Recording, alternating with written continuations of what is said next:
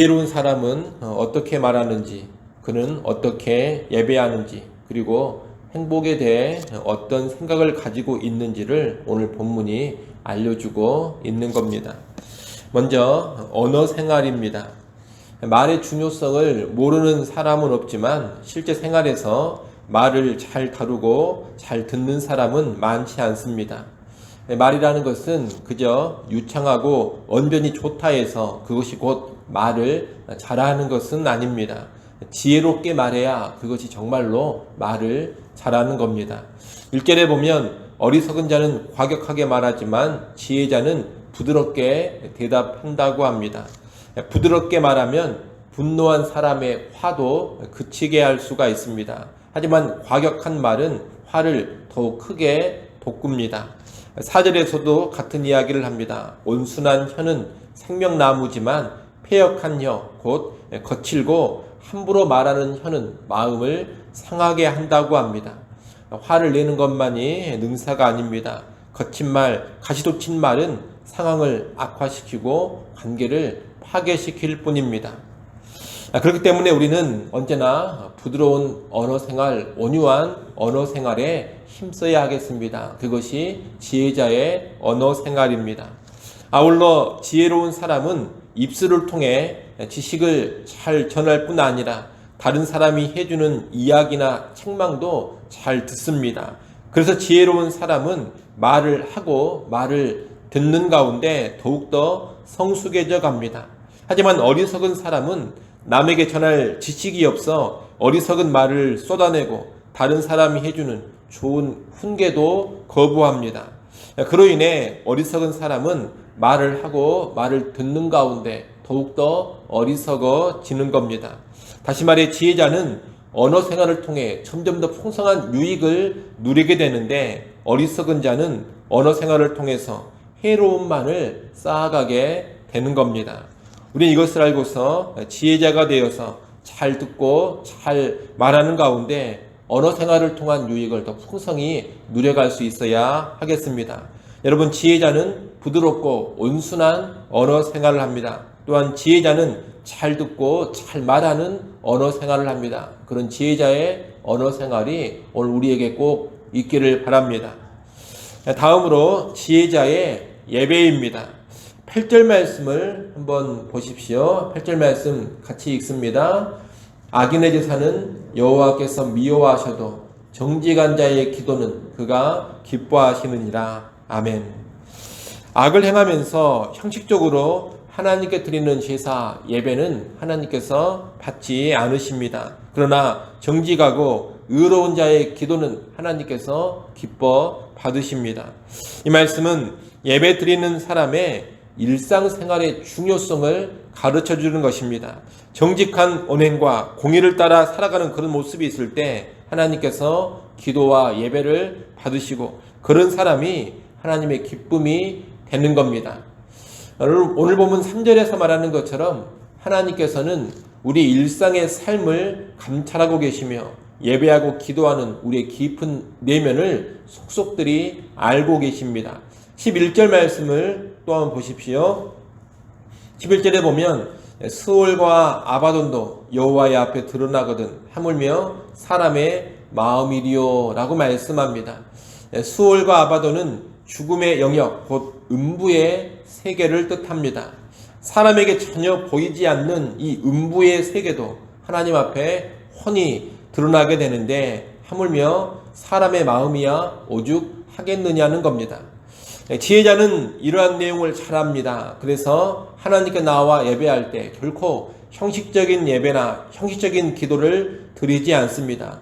일상의 삶을 선하고 의롭게 살아가면서 하나님께 나와 예배하고 기도합니다. 하나님은 중심을 보시는 하나님, 내면을 깊이 살피시는 하나님이라는 것을 너무나 잘 알고 있기 때문입니다.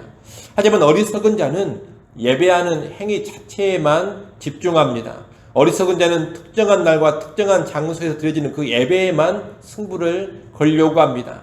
하지만 지혜자는 일상의 삶, 내면에 집중하면서 특정한 날이 아닌 매일의 삶, 항상 예배자로 살아가는 겁니다.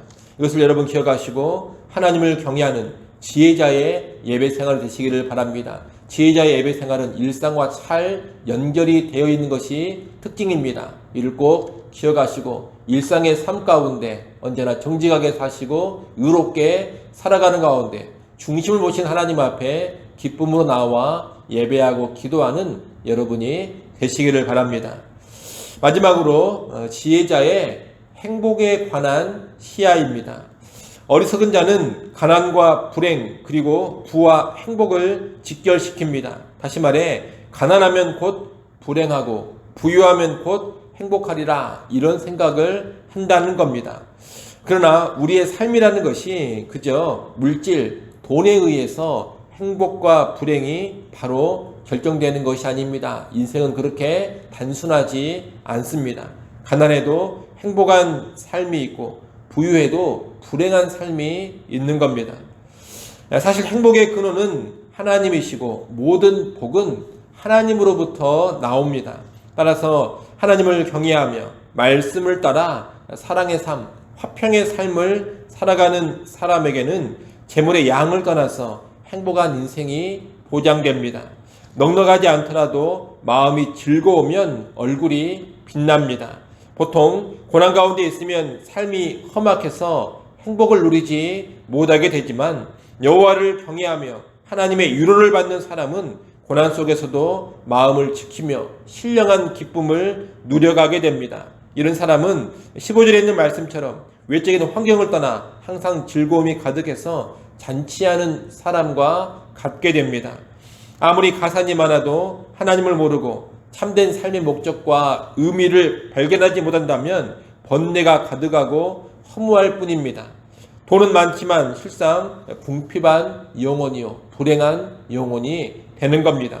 부유해서 늘 소고기를 먹더라도 서로 미워하고 싸우는 가정 역시 행복하지가 않습니다. 오히려 가난해도 서로 사랑하면서 살아가는 가정이 행복합니다. 지혜자는 이러한 진리를 잘 알고 있습니다. 진정한 행복은 물질이나 외적인 환경에 달려있는 것이 아니라 여호와를 경외하는 삶, 그리고 서로 사랑하는 삶에 달려있다라는 것을 너무나 잘 아는 겁니다. 그래서 지혜자는 돈에 집착하지 않고 외적인 환경에 좌우되지 않습니다. 오직 여호와를 경외함과 서로 사랑하는 삶에 집중합니다. 힘든 환경 속에서도 여호와를 경외하며 의지하고 자기 마음을 잘 지켜가면서 이로 인해 참된 행복을 누려갑니다. 가난한 중에 있다 하더라도 서로 사랑하면서 행복을 누려갑니다. 사랑을 통한 기쁨을 만끽하는 겁니다. 오늘 우리 모두는 그런 지혜자가 될 수 있기를 바랍니다. 그래서 물질과 외적인 환경을 뛰어넘어서 하늘로부터 임하는 신령한 행복, 참된 행복을 누려갈 수 있기를 소원합니다. 오늘 말씀 정리합니다. 여러분, 지혜자는 언어 생활, 예배 생활, 그리고 행복한 삶에 대한 시야와 태도가 우매자, 어리석은 자와 확연하게 다릅니다. 그러니 나의 언어 생활, 나의 예배 생활, 행복에 대한 나의 관점은 어떠한가? 이 새벽 시간에 다시금 잘 돌아보시기를 바랍니다. 우매자가 되지 마시고 지혜자가 되시기를 바랍니다. 참된 지혜자가 되어서 언어 생활에 있어서나 예배 생활에 있어서나 행복의 삶에 있어서나 하나님께서 보여주시는 귀한 축복 받아 누릴 수 있기를 간절히 소원합니다. 기도하겠습니다.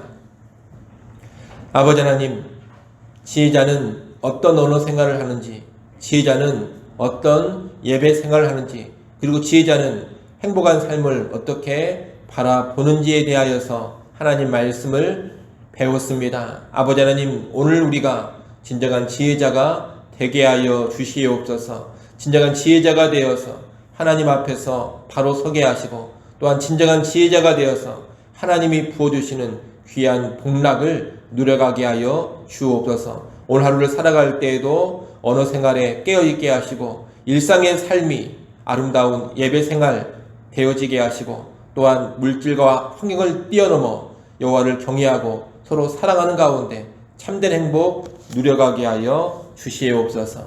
하나님, 또 이 시간 하나님께 나와 기도합니다. 우리의 기도 소리를 들으시고 은혜와 긍휼을 베풀어 주시옵소서. 하나님 의지하고자 이렇게 나와싸우니 주를 의지하는 주의 백성들에게 하늘의 신령한 은혜를 충만하게 허락하여 주시옵소서.